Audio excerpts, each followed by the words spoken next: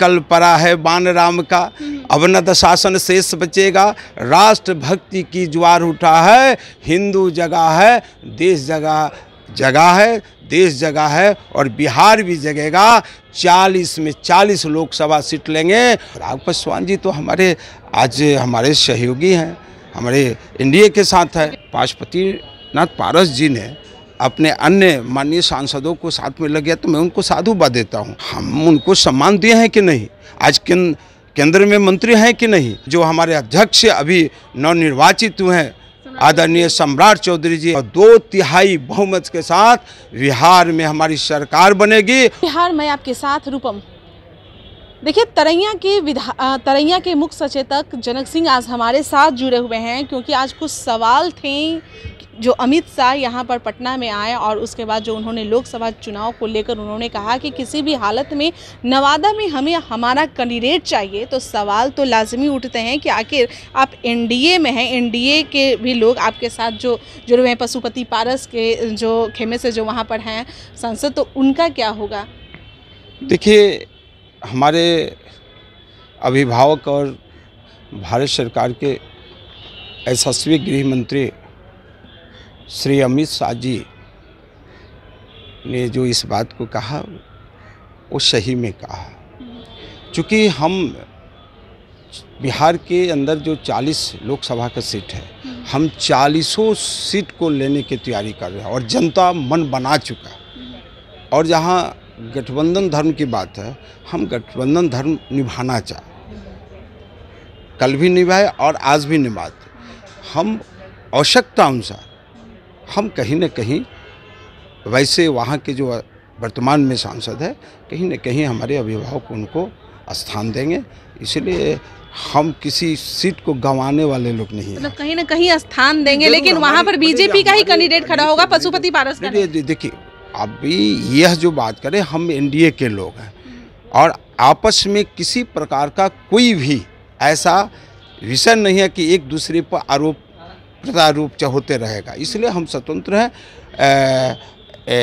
हम 40 के 40 सीट निकालने की तैयारी कर रहे हैं और वहाँ भारतीय जनता पार्टी का जो उम्मीदवार लड़ेगा और जो हमारे जो भी अन्य जो हमारे गठबंधन के अंदर है उनका भी ख्याल रखा जाएगा। जनक जी, ये ऐसा क्यों हो रहा है? क्योंकि अभी कुछ दिनों पहले जो देखा गया था कि प्रधानमंत्री के पास एकाएक पशुपति पारस जी अपने 5 सांसद को वहां पर लेके चले गए, तो यानी कि ये दिखाना हुआ कि भाई हमारे साथ इतने 5 सांसद हैं, तो उसके लिए मतलब क्या सोच रही है बीजेपी की, पत्ता ही साफ कर दे पशुपति पारस की? नहीं, ऐसी बात नहीं है। कोई भी अगर उनके 5 हैं और 5 अगर गए हैं तो इससे और क्या हो सकता है। बहुत से ऐसे लीडर है कि हम अपने अन्य सहयोगी को लेकर नहीं जाते। इसलिए पशुपतिनाथ पारस जी ने अपने अन्य माननीय सांसदों को साथ में लगे तो मैं उनको साधुवाद देता हूँ। ऐसा उनके अंदर में किसी प्रकार की बातें नहीं है या ना किसी प्रकार के दिखावे की बात। हाँ, ये बात है कि हमारा नेतृत्व, और आप जानते हैं कि एनडीए का सबसे बड़ा हम दल है, हमने यह और हमारी जनता, बिहार की जनता यह मन बना चुकी है।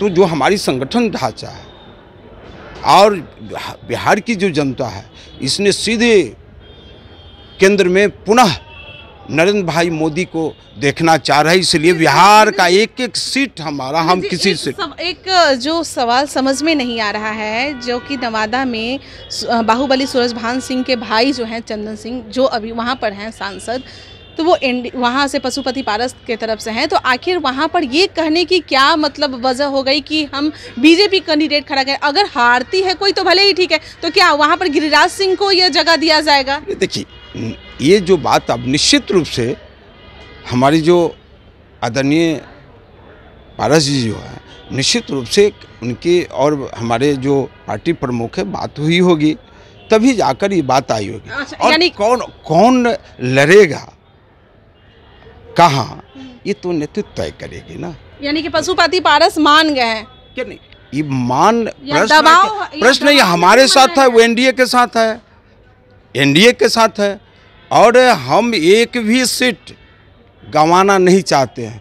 और कौन कहाँ लड़ेगा, ये आपस में हमारे जो नेतृत्व है वो तय कर चुका। तो नहीं होगा ना, क्योंकि अभी एमएलसी खंडन किसी तरह का कोई खंडन नहीं, मानिए पशुपतिनाथ पारस जी का कोई इस पर तर्क आया है क्या, कोई बात दिए हैं क्या आपके, नहीं दिए होंगे, इसलिए कल वो पीसी करवा रहे हैं। नहीं कल पीसी करा रहे हैं, वो तो अब उनका अपना पार्टी का होगा, निश्चित रूप से कराते होंगे, लेकिन पशुपतिनाथ पारस जी जो हैं वो जानते हैं कि कहाँ हमारा, हम भी जानते हैं कि हमारे जो एमएलसी चुनाव में भी यह कहा जा रहा था कि पशुपति पारस को एक टिकट दिया जाएगा गया से शिक्षक क्षेत्र में, लेकिन फिर भी वो वापस ले लिया गया, उन्हें नहीं दिया गया। यानी कि बार बार आखिर पशुपति पारस के साथ ऐसा किया जा रहा है। उस पर पशुपति नहीं हो सकता है फिर नीतीश कुमार के पास ये नहीं, अरे एक बात है, इतना हम उनको सम्मान दिए हैं कि नहीं, एक बात बताइए, हम उनको सम्मान दिए हैं कि नहीं, आज केंद्र में मंत्री हैं कि नहीं,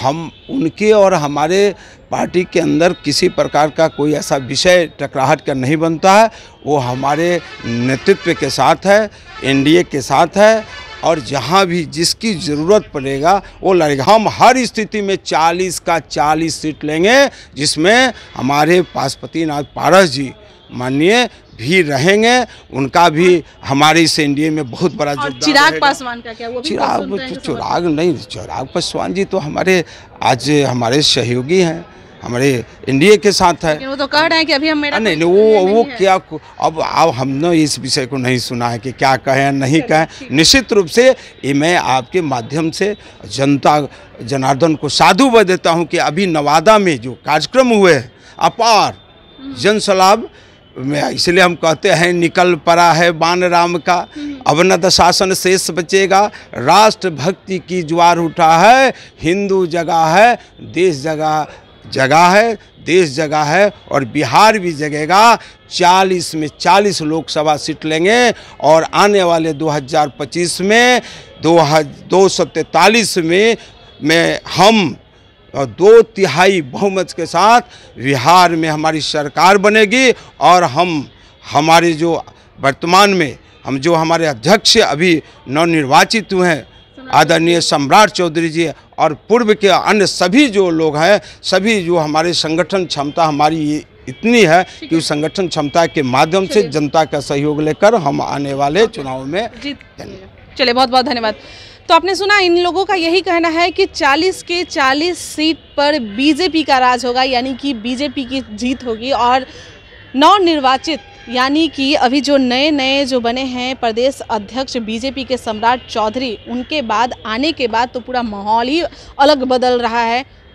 बार बार अमित शाह का यहाँ आना, अमित शाह आए फिर आने वाले हैं लोकसभा को चुनाव को लेकर, आखिर इस तरह के जो माहौल बनाए जा रहे हैं आखिर क्यों?